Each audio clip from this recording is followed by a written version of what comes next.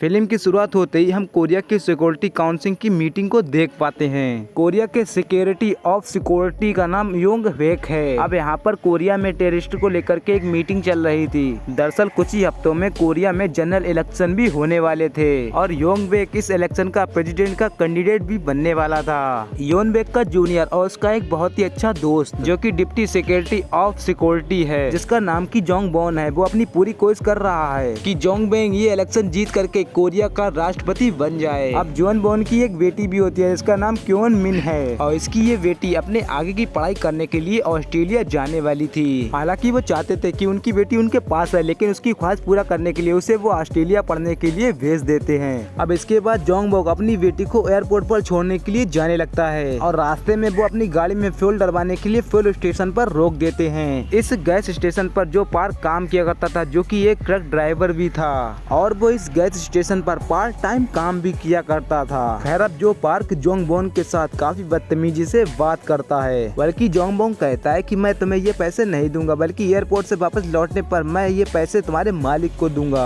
और ये कह करके वो यहाँ से एयरपोर्ट के लिए निकल जाता है। खैर जब वो गाड़ी में जा रहे होते हैं तो गाड़ियों में रेडियो होता है, तो उस पर न्यूज आ रही होती है कि आज मौसम बहुत ही खराब होने वाला है और जो भी लोग अपने घर के बाहर निकल रहे हैं वो काफी एहतियात के साथ बाहर जाएं। लेकिन बोन इस पर ज्यादा ध्यान नहीं देता। अब अगले सीन में हम यहाँ पर योरा को देखते हैं जो कि अपने एक मैनेजर के साथ थी और वो एक स्पोर्ट पर्सन भी थी और कल उसे एक टूर्नामेंट भी खेलना था, लेकिन उसके मैनेजर की वजह से उसका पासपोर्ट एक्सपायर हो गया था और उसे नया पासपोर्ट कल सुबह मिलने वाला था। मैनेजर कहते हैं कल सुबह जल्दी हम फ्लाइट पकड़ लेंगे। तभी अचानक से यहाँ पर एक बूढ़ी औरत यूरा के पास आती है। मैनेजर को लग रहा था कि शायद ये यूरा की कोई फैन हो, लेकिन वो अपना उसे रिलेटिव समझ रही थी और जब उसका हस्बैंड उसके पास आ जाता है तो वो उसे पहचानने से इनकार कर देती है और इसी मिसअंडरस्टैंडिंग में उसका एक्सीडेंट भी होने वाला था। लेकिन यूरा उसे पकड़ लेती है और वो लेडी बच जाती है। दरअसल इस लेडी को भूलने की बीमारी होती है। खैर इसके बाद यूरा और मैनेजर एयरपोर्ट के बीच से होकर के घर जा रहे थे, जहाँ पर बहुत सारे फॉग भी थे, जिससे कि यूरा को कुछ सामने नजर नहीं आ रहा था और ये वही धुंध होती है जिसके बारे में हमें न्यूज में बताया जा रहा था। इस धुंध में किसी को भी कुछ भी दिखाई नहीं दे रहा था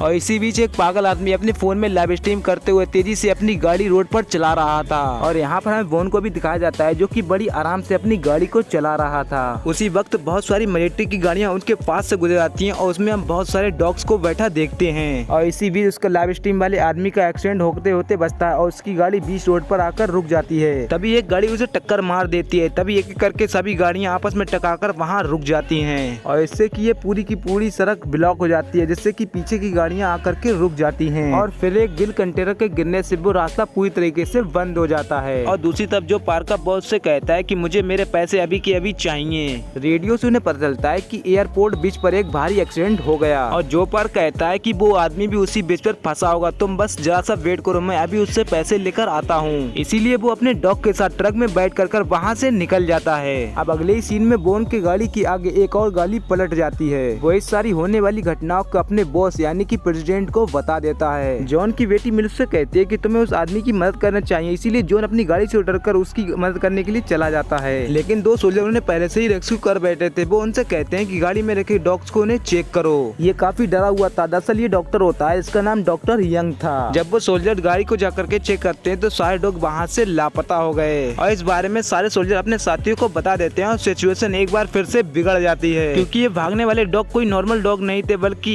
एक्सपेरिमेंटल मॉडिफाइड डॉग होते हैं जिन्होंने पहले ही एक सोल्जर को मार दिया था। खैर अब बाकी के सोल्जर अपने साथियों से कांटेक्ट करने की कोशिश करते हैं और बॉन्ग उस डॉक्टर को अपनी गाड़ी में बैठा लेता है, लेकिन तभी वो नोटिस करता है कि उसकी बेटी तो गाड़ी में है ही नहीं। तभी हम अगले ही सीन में उसकी बेटी को देखते हैं जिसे कि वहाँ पर एक डॉग नजर आ रहा था, बल्कि वो अपना सर किसी चीज पर मार रहा था। जैसे ही वो उसके पास जाती है तभी बोन आकर वहाँ पर उसे रोक देता है। वो कहता है कि ये बहुत खतरनाक है। हम यहाँ पर डॉग के कॉलर पर देखते हैं जिसपे E9 लिखा हुआ था, जिसके बाद वो डॉग यहाँ से भाग जाता है। खैर अब इसके बाद जब वो अपनी गाड़ी के पास आता है तो दो सोल्जर डॉक्टर से बात कर रहे थे। जब बोन उनसे पूछता है कि आखिर यहाँ पर क्या हो रहा है तो वो सोल्जर जवाब ना दे करके बोन के बारे में उसी से पूछने लग जाते हैं। लेकिन यहाँ पर बोन जब अपने बारे में बताने के बाद पोस्ट दिखाता है तो वो सोल्जर उसे ही पकड़कर ले जाते हैं। वो उसे गाड़ी से बांध करके चले जाते हैं। खैर अब इसके बाद हम डॉक्टर को देखते हैं जो कि अपने लैपटॉप में कुछ गाड़ी में बैठकर कर रहा था। वो यहाँ पर डॉग की सभी लोकेशन को देख पा रहा था। तभी बोन यहाँ पर आकर के कहता है कि तुम ये क्या कर रहे हो, तुम मुझे बता सकते हो। उस पर डॉक्टर कहता है कि जब तक तुम मेरे साथ हो तो तुम्हारा कुछ भी नहीं होगा, लेकिन हाँ तुमने अगर मुझे डिस्टर्ब किया तो हमारे साथ साथ सब लोग मारे जा सकते हैं। यहाँ पर पता चलता है कि वो सभी डॉग को कंट्रोल भी कर सकता था। वो तभी एक सोल्जर को अपना टारगेट बनाता है, लेकिन बाकी के डॉग उस सोल्जर के ऊपर हमला करना स्टार्ट कर देते हैं और वो सोल्जर बड़ी ही मुश्किल से उन डॉग को वापस से उसी कंटेनर में डाल देता है। लेकिन यहाँ पर जो E9 डॉग थी वो इनसे कंट्रोल नहीं हो पाती। ये देखकर डॉक्टर भी काफी परेशान हो जाता है। खैर अब उस डॉग वाले कंटेनर को लेने के लिए यहाँ पर एक हेलीकॉप्टर भी आ जाता है। यहाँ पर हम जो पार्क को देखते हैं जो कि यहाँ पर आ चुका था, तभी उसका डॉग उसी कंटेनर के पास भाग जाता है जहाँ पर बाकी के डॉग थे। इसीलिए जो उसे पकड़ने के चक्कर में भागते हुए जाता है, लेकिन बाकी के सोल्जर उसे पकड़ लेते हैं। अब इसके बाद यहाँ पर वोन और डॉक्टर आते हैं। वोन उनसे पूछता है कि आखिर ये सब क्या हो रहा है, तो डॉक्टर कहता है कि प्रोजेक्ट साइलेंस। ये सुनकर उसे कुछ भी समझ में नहीं आता। वो कुछ और भी पूछना चाहता है, लेकिन सोल्जर उसे पकड़ के पीछे कर देते हैं। अब यहाँ पर हम मिन को देखते हैं जो कि जो के डॉग को पकड़ लेती है। सोल्जर उसे भी रोकते हैं, लेकिन जो उसे पकड़ के पीछे कर देता है। अब यहाँ पर डॉक्टर जो कि काफी सोच में था, इस पर सोल्जर कहते हैं कि हम E9 को पकड़ने के लिए वापस फिर से आएंगे। अब यहाँ पर डॉक्टर को एक चिप मिलती है जो कि E9 की थी, इसीलिए वो उस डॉग को कंट्रोल में नहीं कर पा रहा था क्योंकि वो चिप गिर गई थी। उसने अपने सिर से चिप निकाल दी थी। खैर अब सोल्जर उस कंटेनर को लेकर जाने लगते हैं। तभी यहाँ पर E9 आ जाती है, हेलीकॉप्टर में घुस करके सभी सोल्जर्स को जान से मार देती है,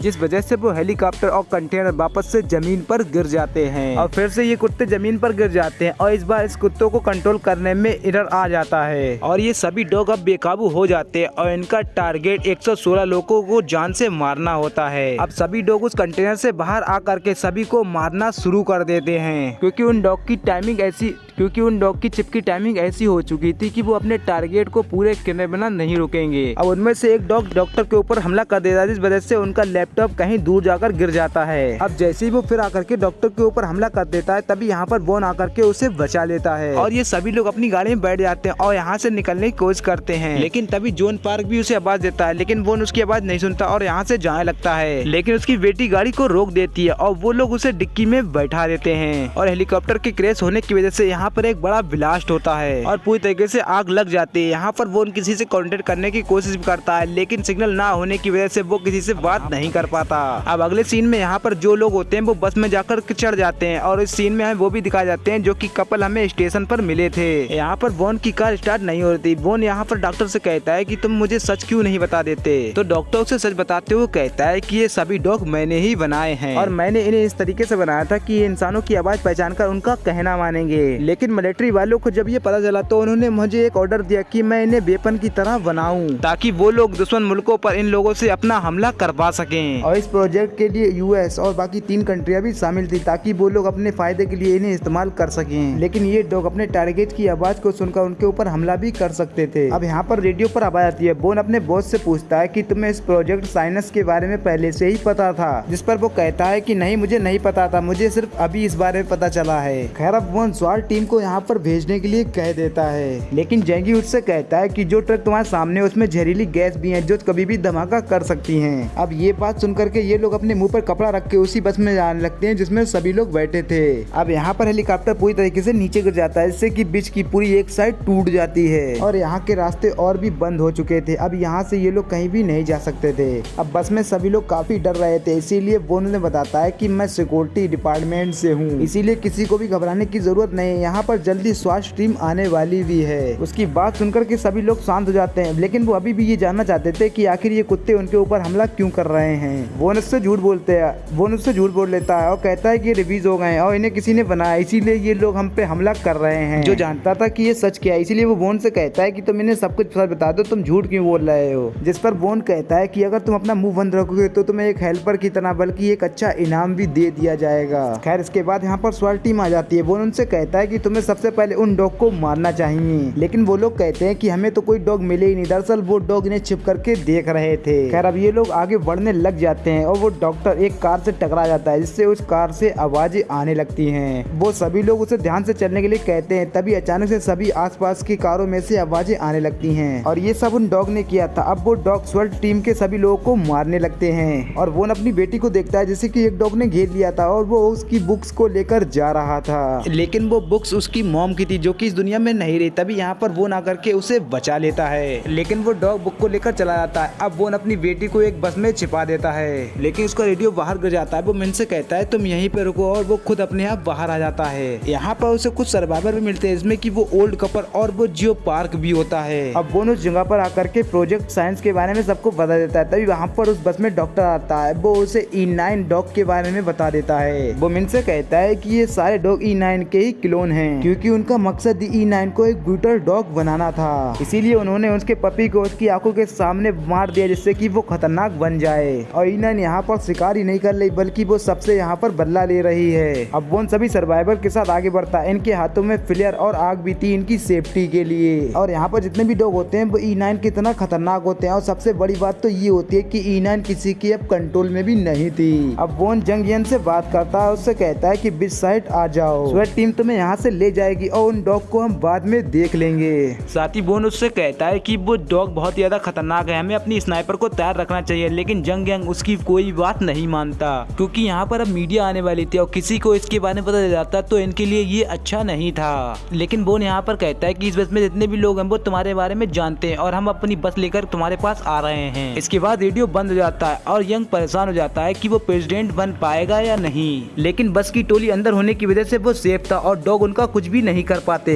खैर इसके बाद जो बस में जाता है और अंदर जाकर के वो चाबी ले लेता है, लेकिन E9 वहाँ पर खड़ी होती है और उसका किसी के ऊपर कोई कंट्रोल नहीं होता। वो उसके पीछे भागने लगती है और बाहर आकर के वो उसकी जगह डॉक्टर को पकड़ लेती है। अब वो बीच रोड भी टूटने लग जाता है, इससे कि ये सभी डॉग पानी में नीचे गिरने लगते हैं। E9 भी वहाँ से भागती है, दरअसल क्योंकि एक बच्चा उसका अभी भी जिंदा था। अब बोन भी नीचे गिरने वाला था, इसीलिए सभी लोग कह रहे थे कि बोन का ट्रक रोक दो, क्योंकि वो यहाँ पर है तो वो भी उसके साथ नीचे गिर जाएंगे। लेकिन मिन जो का ट्रक का एक बार निकालती है और उससे वो नीचे चली जाती है। और यहाँ पर E9 भी थी जो कि अपने बच्चों के साथ पानी में नीचे गिर जाती है। अब नीचे जाने पर मिन उस वायर को वोन की ट्रॉली से बांध देती है और जो पार्क उसे अपनी ट्रक से ऊपर की तरफ खींच लेता है। लेकिन वो ब्रिज बहुत ही तेजी से अब नीचे गिरने लगता है, इसीलिए सभी लोग उस ब्रिज को गैस वाले एरिया को पार कर लेते हैं। और फाइनली वो लोग आगे पहुंच जाते हैं जहाँ पर जंग यंग और बहुत सारे लोग उनका इंतजार कर रहे थे। जंग यंग यहाँ पर इसको देखकर काफी डर जाता है, क्योंकि उसे लग रहा था कि ये सबको सच ना बता दे।